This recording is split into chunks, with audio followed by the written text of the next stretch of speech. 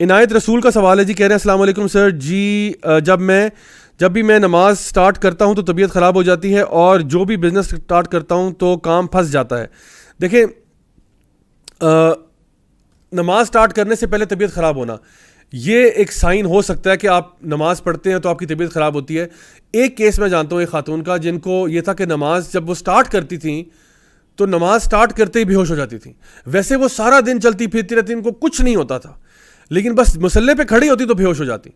تو ان کو پھر میں نے یہ ریکمینڈ کیا تھا کہ وہ اپنے اوپر دم کروائیں، سورۃ البقرہ کا بھی جو نا کروا لیں، اور سورہ فاتحہ کا، اور 4 کل پڑھ کے، اور یہ چیزیں، تاکہ وہ ایک نارمل سٹیٹ پہ آئیں اور پھر وہ نماز کی طرف جائیں. تو الحمدللہ اس سے فرق پڑا. لیکن تو اس لیے میں آپ کو بھی ریکمینڈ کروں گا کہ یعنی ہمیں ایک رقیہ ٹریٹمنٹ بتایا گیا ہے جس کو ہم رقیہ شریعہ بھی کہتے ہیں. نیٹ پہ بھی آپ کو ریکارڈنگز مل جائیں گی ڈفرینٹ قاریز کی جنہوں نے رقیہ شریعہ جو ہے اس کو ریسائٹ کیا ہوا ہے، تو وہ بھی آپ سن سکتے ہیں. یا گھر میں کسی کو کہہ کے آپ سمپلی یہ بھی کہہ سکتے ہیں کہ جی آپ کے اوپر یعنی سر پہ آپ کے ہاتھ رکھ کے سورۃ الفاتحہ پڑھ دیں 7 دفعہ، یا آیت الکرسی 3 دفعہ 7 وہ بھی پڑھ لیں. اس کے علاوہ جو جس طرح میں نے بتایا کہ 4 کل جو ہیں، 4 میں سے 3 کل سورہ اخلاص، فلق اور ناس، یہ پڑھ کے ہاتھوں پہ بلو کر کے پورے جسم کے اوپر رب کر لیں انشاءاللہ، اور پھر نماز کی طرف جائیں تو انشاءاللہ زیادہ بہتری ہوگی آپ کو. تو یہ کچھ ایسی چیزیں ہیں جو کہ ہمیں نا اپنی ڈیلی روٹین میں لے لینی چاہیے. جو بھی نبی کریم صلی اللہ علیہ وسلم کی سنتیں ہیں، مسنون اذکار ہیں، صبح شام کے اذکار ہیں، صبح شام کی دعائیں ہیں، یہ تو لازمی پڑھنی چاہیے. اسی طرح سے قرآن کی ریسیٹیشن جو ہے وہ ریگولرلی اگر آپ کے گھر میں ہو رہی ہے تو انشاءاللہ آپ کافی حد تک محفوظ رہتے ہیں. بلکہ سورۃ البقرہ جو ہے اس کے بارے میں یہ آتا ہے کہ نبی کریم صلی اللہ علیہ وسلم نے ارشاد فرمایا کہ جس گھر میں بھی سورۃ البقرہ کی تلاوت کی جاتی ہے وہاں سے شیاطین بھاگ جاتے ہیں. تو سورہ بقرہ جو ہے اگر آپ کے گھر میں پرابلم زیادہ ہو تو کوشش کریں کہ ہر 3 دن کے بعد سورۃ البقرہ ختم کر لیں. بیکاز 2.5 پارہ ہے تو ایک دن 1 پارہ کر لیا، ایک دن دوسرا کر لیا، اور پھر آدھا پارہ جو ہے وہ 3rd ڈے میں کر لیا. یا اس کو اگر آپ ایک ہفتے پہ بھی سپلٹ کرنا چاہتے ہیں، اگر ٹائم تھوڑا کم ہے آپ کے پاس تو ہفتے میں بھی سپلٹ کر دیں، لیکن اس سے کم نہ کیجیے گا اگر آپ کے گھر میں اثرات زیادہ ہو رہے ہیں تو. ورنہ میں سمجھتا ہوں کم از کم مہینے میں 1 دفعہ تو آپ کو لازماً اپنے گھر میں سورۃ البقرہ جو ہے اس کو ختم کرنا چاہیے بگننگ ٹو اینڈ انشاءاللہ. ٹھیک ہے، تو یہ کچھ چیزیں ہیں جو انشاءاللہ آپ سبھی پریکٹس کر سکتے ہیں. اچھا، اب میں ذرا نظر بد کی طرف آتا ہوں، ایول آئی کی طرف، کہ ایول آئی اصل میں کیا چیز ہے. نبی کریم صلی اللہ علیہ وسلم کے بارے میں ایک بات جان لیں کہ آپ مکہ کے علاقے سے اور پوری دنیا سے سپرسٹیشنز کا خاتمہ کرنے کے لیے آئے تھے. وہ جو لوگ بلیو کرتے تھے نا کہ اگر سورج گرہن ہو گیا تو ہائے کسی کی یعنی فوت ہو گیا کوئی، یا کوئی پیدا ہو گیا، یا کچھ فلاں ہو گیا، تو آپ نے یہ سارے سپرسٹیشنز کو ڈسپیل کیا. یعنی جو اس قسم کی بلیفز مکہ میں موجود تھی، مدینہ میں موجود تھی، آپ نے سب کو نگیٹ کیا کہ ایسا کچھ نہیں ہے، یہ سب نیچرل فینومیناز ہیں اور اس طرح سے. لیکن ایول آئی کے بارے میں آپ کی حدیث ہے جہاں پہ آپ نے فرمایا العین حق، یعنی یہ جو ایول آئی ہے دس از ٹرو. اور ایک اور حدیث ہے جہاں جو کہ صحیح مسلم میں بھی ہے اور مسند امام احمد میں اور ترمذی میں بھی ہے، جہاں پہ آپ نے فرمایا کہ ایول آئی جو ہے وہ ٹرو ہے، اور اگر کوئی چیز اللہ تعالیٰ کی تقدیر کو اوورٹیک کر سکتی تو وہ ایول آئی ہوتی. یعنی اگر کوئی چیز اوورٹیک کر سکتی، ورنہ تو کوئی چیز کر نہیں سکتی سوائے دعا کے، تو آپ نے فرمایا کہ اگر کوئی چیز کر سکتی تو وہ ایول آئی ہوتی. اچھا، تو اسی کے ساتھ ساتھ ایک اور حدیث ہے جو کہ صحیح بخاری اور مسلم دونوں میں پائی جاتی ہے، جہاں پہ آپ صلی اللہ علیہ وسلم نے فرمایا کہ یعنی سیدہ عائشہ نے یہ بات ارشاد فرمائی کہ نبی کریم صلی اللہ علیہ وسلم ان کو رقیہ پڑھنے کے لیے کہا کرتے تھے to protect from the evil eye. یعنی کہ جس طرح میں نے آپ کو بتایا نا کہ سورہ فاتحہ پڑھنا، یا آیت الکرسی پڑھنا، یا سورۃ البقرہ کی تلاوت کرنا، 4 کل پڑھنا، یہ جو رقیہ ہے شریعہ، یہ سیدہ عائشہ فرماتی ہیں کہ نبی کریم صلی اللہ علیہ وسلم مجھے حکم دیا کرتے تھے کہ نظر بد سے بچنے کے لیے تم یہ کیا کرو. اچھا، ہمارے ہاں ہوتا یہ ہے کہ کئی لوگ نظر سے بچنے کے لیے میڈ ان چائنا طریقے بھی کرتے ہیں. ٹھیک ہے، میڈ ان چائنا طریقہ کیا ہے؟ مثلاً گاڑی کو نظر سے بچانے کے لیے کیا کرو، گاڑی کے پیچھے کالا کپڑا باندھ دو، اس کو وہ کہتے ہیں نظر وٹو کہتے ہیں. تو یہ کوئی طریقہ نبی کریم صلی اللہ علیہ وسلم کی طرف سے نہیں آ رہا. ٹھیک ہے، یا بچپن میں وہ کیا کرتے ہیں کہ بچوں کو ٹیکا لگا دیتے ہیں، یا اور کوئی طریقے سے جو ہے نا ان کو، یعنی بیٹا اگر آپ کا ہوا ہے تو اس کو فراک پہنانا شروع کر دیں گے، یا عجیب و غریب یہاں پہ چیزیں ہوتی ہیں. تو ایسا کرنا جو ہے وہ ٹھیک نہیں ہے، کیونکہ یہ کوئی ایسی پریکٹس نہیں ہے جو کہ نبی کریم صلی اللہ علیہ وسلم نے سکھائی ہو کہ ایول آئی سے بچنے کے لیے، نظر بد سے بچنے کے لیے یہ پریکٹسز آپ کیا کریں. ایسا کچھ بھی نہیں ہے. ٹھیک ہے، تو یہ ہمیں پتہ ہونا چاہیے کہ اگر آپ نے ایول آئی سے بچنا ہے اس کے لیے ایک دعا ہے جو کہ نبی کریم صلی اللہ علیہ وسلم نے سکھائی، اعوذ بکلمات اللہ التامہ من کل شیطان وہامہ ومن کل عین لامہ. اعوذ بکلمات اللہ تامہ من کل شیطان وہامہ ومن کل عین لامہ. تو اللہ تعالیٰ کی پناہ میں انسان آتا ہے اللہ تعالیٰ کے بابرکت الفاظ کے ساتھ. ٹھیک ہے، جو بھی کوئی شر کی چیز ہے یا کوئی شیطانی چیز ہے یا کوئی نظر بد ہے، اس سب سے انسان کی حفاظت ہو جاتی ہے اگر وہ یہ دعا جو ہے صبح شام میں پڑھ لیا کرے. صبح فجر کی نماز کے بعد پڑھ لیں، شام کو عصر کی نماز کے بعد پڑھ لیں، انشاءاللہ 3 دفعہ پڑھ لیں تو انشاءاللہ آپ اپنے آپ کو نظر بد سے بچا سکتے ہیں. اور دوسرا یہ کہ جب آپ کسی چیز کو دیکھتے ہیں جو آپ کو پسند آتی ہے، چاہے اپنے آپ کو ہی دیکھتے ہوں، تو ضرور کہا کریں ماشاء اللہ لا قوت الا باللہ یا اللہ مبارک لہا، اللہ مبارک لہو، ٹھیک ہے، ان میں سے کچھ بھی آپ کہہ سکتے ہیں میل فیمیل کے لیے. تو یہ چیزیں کہنی چاہیے. ایک یعنی کسی کے برکت کی دعا کرنا، یعنی جب بھی آپ کوئی اچھی چیز دیکھتے ہیں تو برکت کی دعا کریں اس کے لیے کہ بارک اللہ فیکم، کہ اللہ تعالیٰ اس کے اندر برکت ڈال دے اس کے لیے. تو یہ جب آپ کرتے ہیں تو انشاءاللہ پھر ایول آئی سے بھی بچ جاتے ہیں. تو کسی قسم کا بھی دھاگا باندھنا، کسی قسم کا تعویذ باندھنا، کسی قسم کا کپڑا کالا کپڑا باندھ لینا یا کوئی ایسی چیز، تو یہ چیزیں جو ہے نا ان سے برائے مہربانی اپنے آپ کو دور رکھیں، بیکاز یہ آپ کا اور اللہ کا جو توکل ہے نا اس کو ڈسٹرب کرتی ہیں.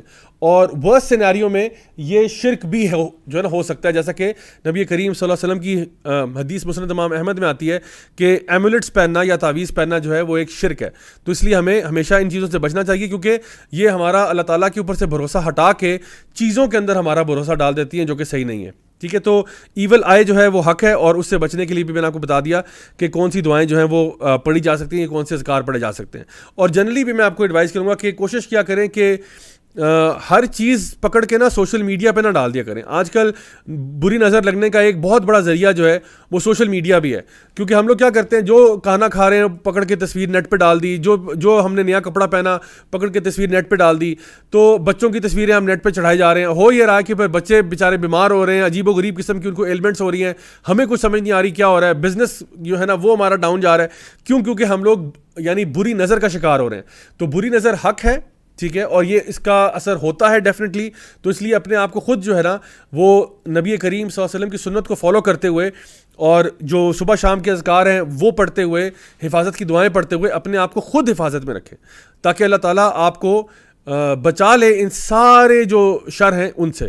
تو اسی طرح سے گھر سے نکلنے وقت بسم اللہ توکلت علی اللہ لا حول ولا قوۃ الا باللہ، یہ جو شخص دعا پڑھ کے نکلتا ہے گھر سے تو فرشتے جو ہیں وہ یعنی اس کی حفاظت کے لیے آتے ہیں. اور جو شیاطین ہیں وہ یہ کہتے ہیں کہ بھئی آج یہ اللہ کی حفاظت میں، آج ہم اس کا کچھ نہیں بگاڑ سکتے. تو اس لیے خود جو ہے نا وہ اپنے صبح شام کے اذکار اور یہ چیزیں جو ہے ان کے بارے میں ذرا ویجیلنٹ ہو جائیں انشاءاللہ. اچھا، کچھ اور مزید آپ کے سوال دیکھتے ہیں جی، پھر اس کے بعد واپس آتے ہیں اس کانورسیشن کی طرف. اچھا جی، برائے مہربانی اسپیم نہ کریں، ایک دفعہ بات کریں، انشاءاللہ آپ کے سوالوں کی طرف آ جاؤں گا میں. احتشام امین کہہ رہے ہیں سر آپ ٹاپکس کی ریسرچ کے لیے کون سے ٹولز یوز کرتے ہیں؟ قرآن و حدیث یوز کرتے ہیں، انٹرنیٹ یوز کرتے ہیں اور بیٹھ کے ریسرچ کرتے ہیں جی، جو بھی ٹاپک ہوتا ہے اس کے اوپر. اچھا جی، گریٹسٹ ڈے کا سوال لیتے ہیں دوبارہ سے. کہہ رہے ہیں راجہ بھائی میں نے اس بندش کی وجہ سے 4 لاکھ لگا دیے ہیں، پلیز بتائیں بندش لگتی ہے یا نہیں؟ تو اب میں چلیں جواب دے ہی دیتا ہوں آپ کو. آپ نے اتنے پیار سے پوچھا اور 4 لاکھ روپے بھی لگا لیے آپ نے. دیکھیں بندش نہیں ہوتی کچھ بھی چیز، یہ لیں، بندش نہیں ہوتی. بندش کیوں نہیں ہوتی؟ دیکھیں جب اللہ آپ کو دینا چاہے تو کون ہے جو بندش کروا دے آپ کی؟